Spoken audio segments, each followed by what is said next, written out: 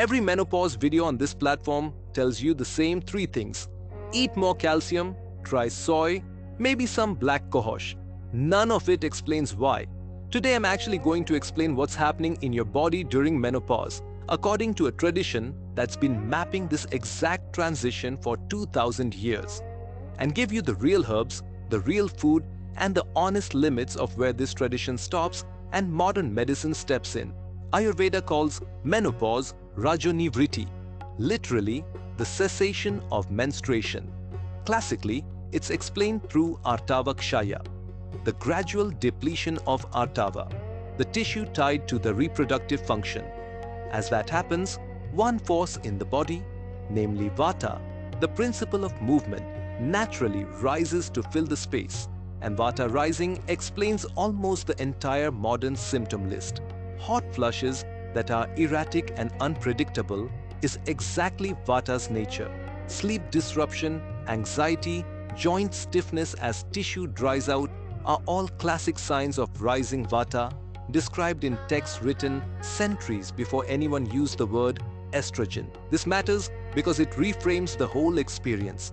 Modern medicine tends to treat each symptom separately. A sleep aid for insomnia, something else for hot flushes, something else again for the mood.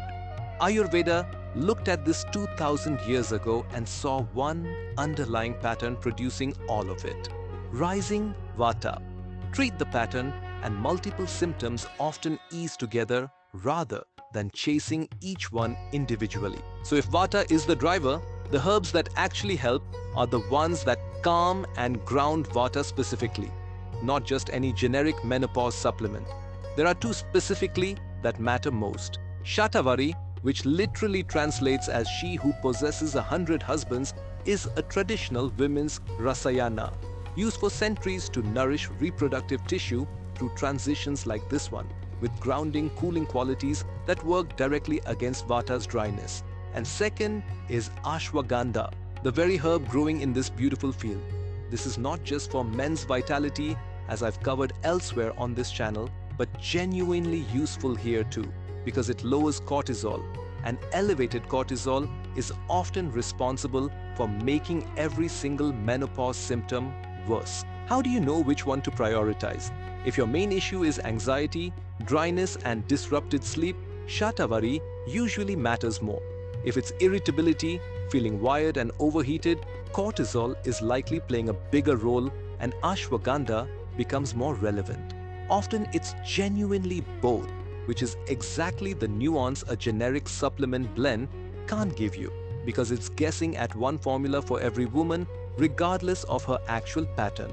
I won't give you a blanket dose here because the right amount genuinely depends on your constitution. Here's where most menopause advice actually fails you. It assumes every woman needs the same diet. Ayurveda never assumed that. If Vata is rising hard in you, you need warm, oily, grounding food. Ghee, warm milk, cooked root vegetables, dates. A Vata-dominant morning might start with warm stewed fruit, a spoon of ghee, and warm spiced milk. Nothing cold, nothing raw. If Pitta is also elevated, hot flashes that feel like anger, real irritability with the heat, you need almost the opposite. Coconut water, cucumber, fresh mint, less chili, and alcohol. Same life stage, two completely different diets depending on constitution. That's not a detail. That's the entire reason generic menopause advice doesn't work for most women. Now the limitations. Ayurveda is genuinely useful for easing menopausal symptoms, but it is not a replacement for medical care. Hormone therapy guidance has shifted meaningfully in recent years, and for many women, it's a legitimate, well-supported option and a conversation for you and your doctor, not a herb.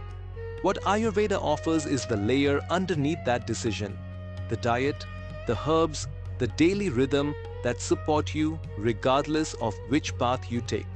If you want the exact herbs, oils, and rhythms matched to your specific constitution, not just Vata or Pitta in general, you need to take the free Dosha Veda quiz and the links below. The complete version of everything is covered in detail in my book, The Second Spring. Please like and subscribe if you found this useful, and if you want to understand more about revealing your constitution, watch this video next.